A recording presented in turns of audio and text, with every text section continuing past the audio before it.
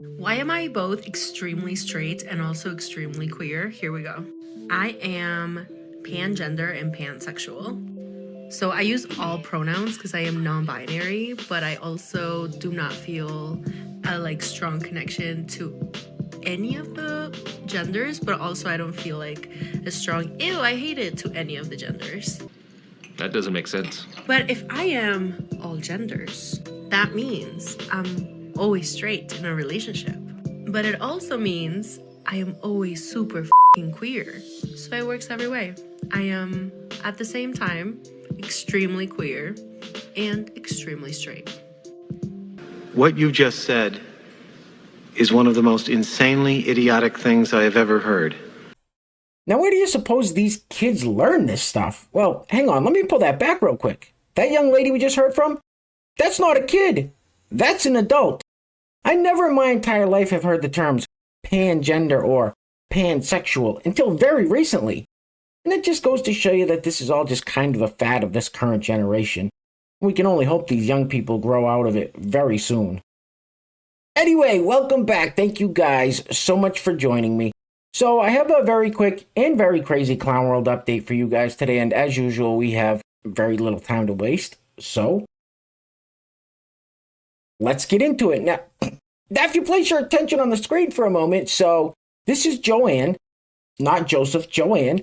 Now, Joanne is a biological man who identifies as a trans woman, calls himself a lesbian. Now, Joanne does frequent lesbian dating apps and women's restrooms. Huh?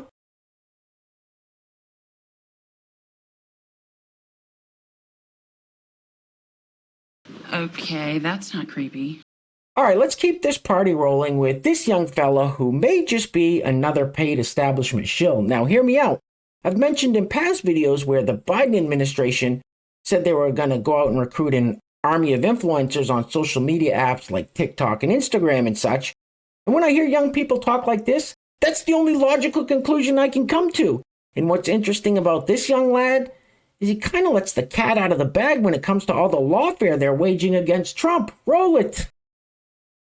Listen, Joe Biden has a very good chance of beating Donald Trump, and let me explain why so we can stay on track and stop saying stuff like this. If you're a Biden supporter or apologist, I have a question for you. What is the plan to get Biden's record low approval? You can't address the fact that he's going to lose. So first of all, the Biden campaign is slated to spend over $1 billion this election season, and they haven't even spent their first dollar yet. Meanwhile, Donald Trump's war chest will be drained by his constant legal battles that are only going to get worse. This brings me to point number 2. Trump will spend the next year going through multiple very public trials where all of his lies about election fraud, all of his fake elector schemes will be nicely laid out on television in front of everyone. And if Trump is convicted on even one of these charges, he will be, his support among independents will drop 15 to 20 points immediately. Now, thirdly, the polling is concerning, but if you look at the numbers a year before the 2012 election, Mitt Romney was slated to beat Obama in a very similar way, yet we know how that turned out. Gas prices will continue to lower, the economy will continue to get better, meanwhile, Trump will continue to remind voters how chaotic he is. And finally, the incumbent advantage, combined with the fact that Donald Trump is electoral poison for the Republicans, combined with the fact that they underperformed in the midterms and the recent special elections,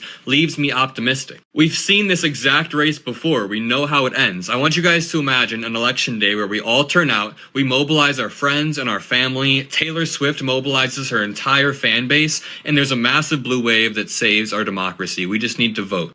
Can you repeat the part of the stuff where you said all about the things?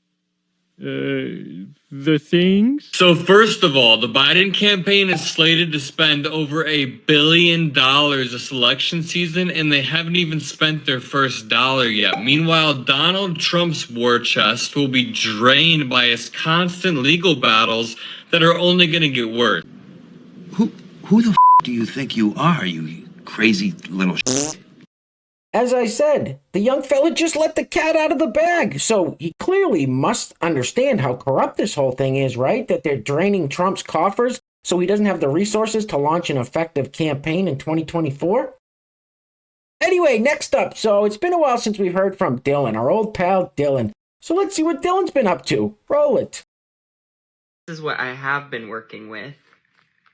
Hello? Hello? Just got my new passport. Let's see. Show me an F for female. Show me an F for female. F for female. Woohoo! And I look pretty good. Honestly, oh my God. This is the biggest weight lifted off my shoulders. And I could like cry happy tears. But mostly, I would like to thank the US government for allowing me to do this. And to all those people that call me a man, well, you can take that up with the Department of Social Security because my passport says otherwise. She's a man. Now, for those of you that saw yesterday's video, you may recall the part where I said language is very important. And they are clearly trying to change the language, as we just saw there with Dylan. Now, it used to be they were called trans women, but now they're just straight up saying they're female. What? Anyway, next up, so this lovely young lady with the blue hair says her pronouns aren't preferred, they are mandatory.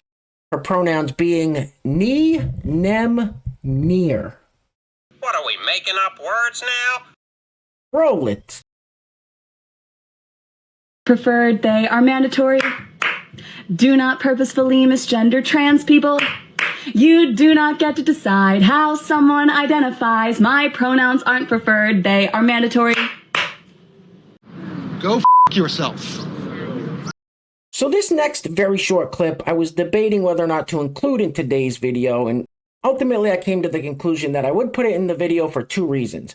First reason is to show you guys how much anti-white racism has seeped into the mainstream like it's no big deal. And the second reason is there's a cool French bulldog in this clip, and a lot of you know how much I love French bulldogs since our channel mascot is the goose. Now, I believe this is from a Netflix series called Family Switch. And as you're watching this clip, just imagine if the roles were reversed. Roll it.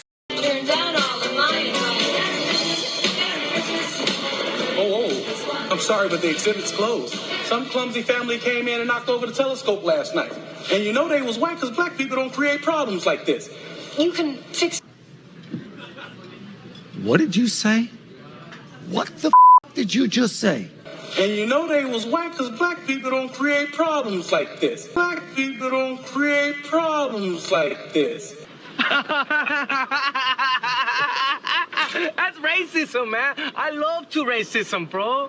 Before we go any further, I want to give a huge shout out to the sponsor of today's video, and while I'm doing that, I'm going to let this loop on the screen.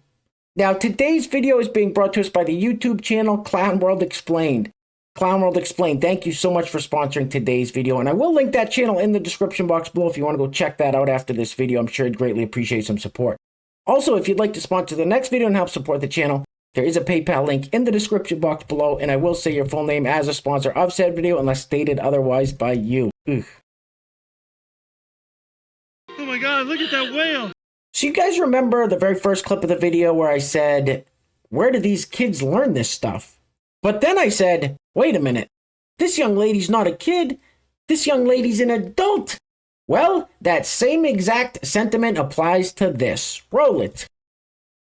Binary person who presents woman, my relationship with the word girl is very complicated. With some people, if they call me girl as like a colloquial term, it's fine. Like I'm with my girl or hey girl, what's up? But for me, I'm only comfortable using that word for me, and this is my perspective, if they understand and respect the full extent of my gender identity. I personally identify as both a woman and non-binary. I have a video on it, check it out. So if someone I know knows that about me and also respects that about me, goes, hey girl, I'm okay with them saying hey girl because they're not saying hey, you're a girl. But if someone who doesn't know that I'm non-binary or doesn't know the full extent of my gender identity calls me girl, hey girl, I don't like it because I don't know them well enough to know if they're saying hey friend, hey what's up, or hey, you are a girl, hi woman, because I don't know them and I don't know if they get it. I'm the same way with my pronouns. If it's someone that I know knows that I'm non-binary and they use she and they, but like lean more towards she, it's fine. I'd rather it be interchanged, but it doesn't hurt me. But if it's someone I don't know, for example, in a professional setting, and they're calling me she and have not asked my pronouns, it's they, she. It's they, she in that order, please use they. Does any other non-binary person get this, or someone who exists outside the binary of all this? Because I know and I can feel when the knowing of me is beyond the words. But Hey lady,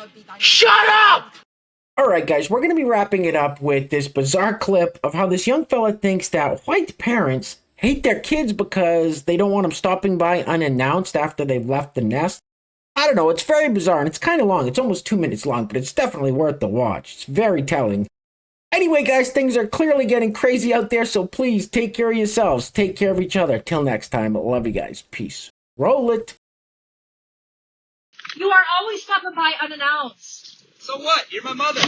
It's only kind If you are watching this and you are not white and you've ever wondered to yourself like why your white friends talk to their parents a type of way, it's because of like this. It's, of course, it's not all white people. Not all white people. Yes, some of you have parents that love you, but it's definitely a thing. Your parents like low-key hating you. Like when you're growing up, there's this unspoken notion that even though you live here, this is not your house. Basically, it's not your home. You live here, you're a guest here, even though you're a child with no say in the matter. And you know what? This is actually something like a notion that I saw brought up on The Cosby Show, which I understand is a black family, but let's be real. The Cosby Show is depicting a family that is largely well-to-do and trying to fit into white society. There, I said it. So when the Huxtables are telling their children, like, oh, you're a guest here in this house, even though they're minors, like, you don't live here, you're a guest here, you're staying here, this is my house, not your house. So it does not surprise me at all that this white mother is so disgusted that her own child is choosing to visit her. Idiot. Like, why would he do that? It's like he loves her or something.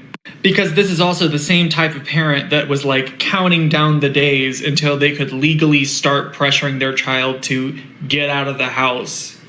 And now we have whole generations of white parents who are of a certain age who are like, why don't my adult children talk to me? I just don't understand why they don't want anything to do with me. That is without a doubt the dumbest thing I've ever heard. You are a f***ing idiot. And you ain't black.